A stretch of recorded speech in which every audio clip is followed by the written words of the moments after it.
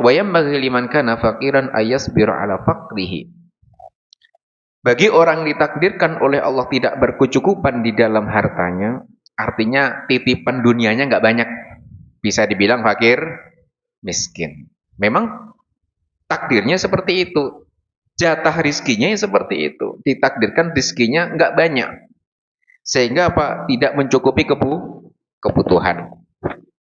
Nah, di saat Allah takdirkan seseorang dengan kondisi yang seperti itu, maka adab yang harus dia kerjakan atau yang harus diterapkan bagaimana dia belajar untuk menerima ketentuan Allah sehingga harus bersabar.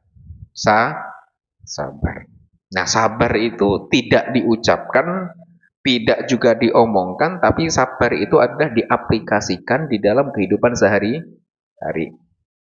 Kalau orang nagih hutang, sambil marah-marah, sambil bilang, saya ini sudah sabar loh ya. Kira-kira sabar enggak? Dong nagihnya kan sudah 2 tahun hutang. Enggak dibayar-bayar. Akhirnya datang sambil marah. Sambil bilang, saya ini sudah sabar. Bilang, marah-marah kok sabar? Ya enggak sabar namanya gitu. Kalau sabar kamu enggak marah. Berarti Allah belum ngasih kamu rizki sehingga belum bisa bayar. Kan gitu. Jadi artinya sabar itu tidak harus diucapkan. Tapi sabar itu adalah bagaimana dia dengan kondisi seberat apapun dia bisa menerima tanpa banyak berisik. Tidak banyak cerita, tidak banyak curhat, tidak banyak mengeluh. Tapi dia belajar menata untuk menerima. Kondisi apapun. Sehingga dengan dia menceritakan kondisi terburuk kepada orang lain pun itu juga termasuk mengurangi kesabaran. Diuji contohnya. Sehingga dia mengeluh, sehingga tidak menerima, sehingga mungkin dia banyak ya komplain lah, kok dia begini, saya begini Gusti. Nah, itu adalah mengurangi pahala kesabaran. Jadi adabnya bagaimana? Hendaknya dia harus bersabar. Karena sudah jatahnya seperti itu. Jatahnya sedikit. Mau kerja kayak apapun, kalau dari sananya ditakdirkan sedikit, ya hasilnya sedikit. Walaupun kerjanya melebihi orang yang kaya raya. Contoh orang kaya kerja 24 jam, contoh. Dia ditakdirkan kaya. Kemudian yang orang miskin fakir tadi ditakdirkan rizkinya sedikit. Dia kerja 28 jam, contoh. Ya tetap aja jatahnya segitu. Karena memang ditakdirkannya seperti itu. Jadi ya harus bagaimana? Ya harus bersabar. Jadi kita bagaimana bisa mengelola emosi dan kita bisa menerima ketentuan ini dengan sebaik mungkin tanpa banyak mengeluh, kecuali mengeluh ke Gusti. Oh, ya Allah, saya begini tolong ya Allah. Nah, itu kita ngadunya ke Gusti Allah. Karena yang membuat kita dengan kondisi yang terberat pun juga Allah yang membuat.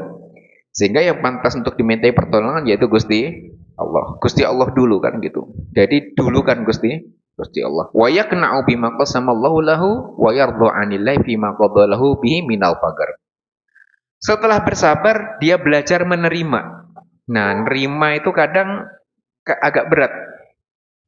Agak beratnya apa ya Allah, ini makan tempe kayaknya sudah mulai dari pengantin baru ya Pak ya kita ini sampai anak udah 2 tempe tahu, terus saya itu sabarnya sampai kapan? Nah, itu nggak sabar itu. Ya gitu kan. Ya alhamdulillah masih ada tempe tahunya kan gitu. Berapa banyak orang yang cuma makan dari umbi-umbian gitu, nggak ada lauk, nggak ada apa. Nah, kita masih bisa bersyukur. Dengan kondisi apapun kita masih bisa bersyukur.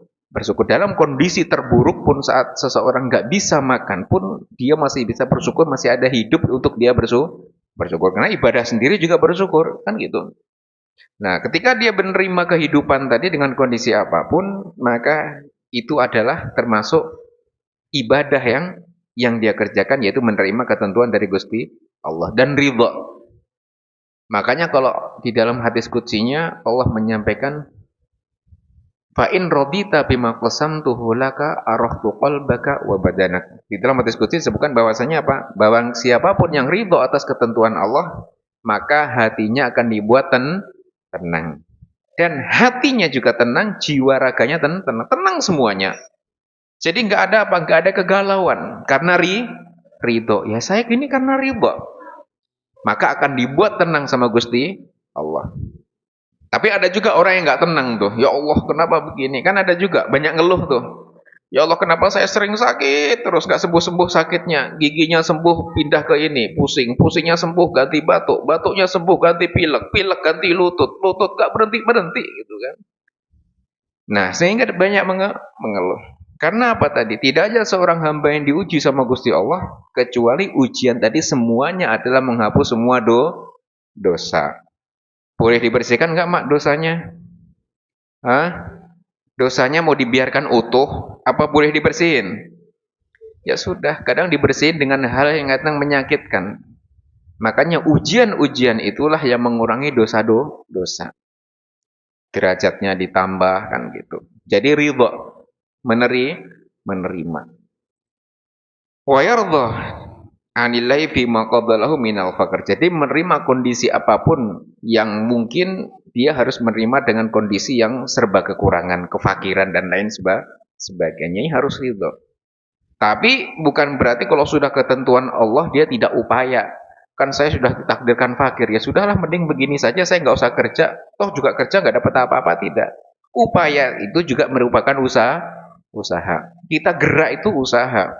Walaupun geraknya orang ada yang gerak jalannya sama dapat 1 juta, ada yang geraknya sama dapat 10.000. Memang nilainya beda, tapi setidaknya gerak itu sudah ibadah, ikhtiar itu sudah ibadah.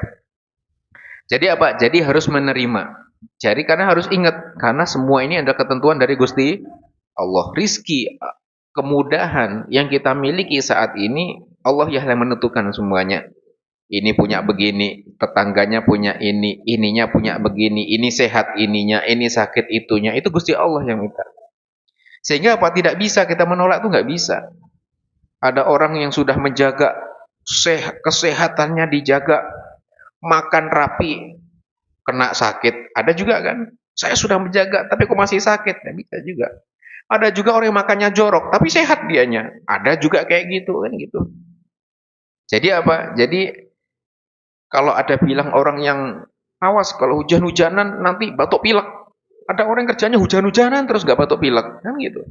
Artinya apa ya tadi? Ketentuan-ketentuan Allah ini belajar kita terima.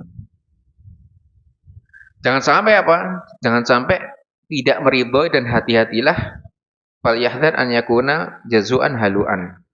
Jangan sampai dengan kondisi yang saat ini Allah berikan kita menjadi jauh dari Gusti Allah, kita menjadi marah, ngedumel, nggak terima atau yang lain sebagainya. Itu jangan sampai. Sehingga apa? Sia-sia semuanya. Karena kondisi apapun yang kita jalani saat ini, mau kita marah, mau kita bahagia, ya tetap seperti itu jalannya. Jadi bagaimana kita berdamai dengan masalah? Karena orang nggak bisa lepas daripada masalah. Hari ini ada masalah, besok ada lagi. Besok selesai, ada lagi besoknya lagi. Terus saja nggak selesai-selesai. Kapan ini ujian selesai kan gitu kan? Ujian kalau sekolah ujiannya ada selesainya nih, seminggu selesai, habis itu bagi-bagi nilai kan gitu. Dan ini ujian dunia ini nggak selesai-selesai. Memang dunia tempatnya ujian. Selesainya kapan? Kalau udah nggak di dunia selesainya kan gitu kan. Baik. Barulah itu nanti kita belajar untuk menerima.